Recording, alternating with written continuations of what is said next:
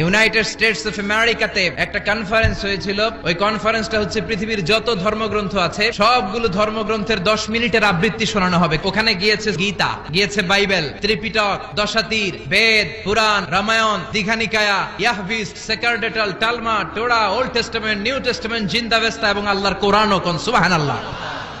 এই কনফারেন্সের উদ্দেশ্য হচ্ছে এইটা চেক করা কোন বইয়ের আবৃত্তিটা বেশি সুন্দর লাগে। সব ধর্মের শায়েকরা, গুরুরা, ধর্মনানকরা আর ফাদাররা আর কারীরা বসেছে। বিচারকের সামনে একটা গ্রিন বাটন, একটা রেড বাটন। প্রথমে ডাকা হয়েছে শ্রীমত ভগবত গীতা। 10 মিনিট পড়েছে। পড়ার পরে বিচারক রেড বাটনে প্রেস করেছে। সময় শেষ, নেমে গিয়েছে। সব ধর্ম গ্রন্থের আবৃত্তি এবং তেলাওয়াতের পরে সর্বশেষে মুসলমানদের ধর্মগ্রন্থ কোরআন আবৃত্তি করার জন্য ডাকা হয়েছে। এসেছে মিশরের কারি আব্দুল বাসিত ইবনে আব্দুস সামাদ। উনি দাড়ি রাখেন না, ক্লিন শেভ, পাতলা একটা চাদর আর জুব্বা পরে চলে এসেছে মাইকের সামনে। এসে আউযু বিল্লাহি মিনাশ শাইতানির রাজীম বলে টান দিয়েছে। উনি সূরা ফাতিহা পড়তে সময় নিয়ে নিয়েছে 13 মিনিট। শ্রীমত ভগবত গীতাওয়ালারা হাততালি দেয়, সময় শেষ, কোরআন গেছে। কিন্তু কি আজীব তামাশা, বিচারক তো লালবাতি চাপে না। আব্দুল বাসিত কয় এই তো সুযোগ। বিচারক যেহেতু লালবাতি চাপে না, আমি আরেকটা সূরা ধরি। উনি কোরআনের সবচেয়ে সুন্দর সূরা আর রহমান তেলাওয়াত শুরু করলেন। উনি উনার গলায় আল্লাহ যত সুর দিয়েছিলেন সব সুর, দরদ, আদর ঢেলে দিয়ে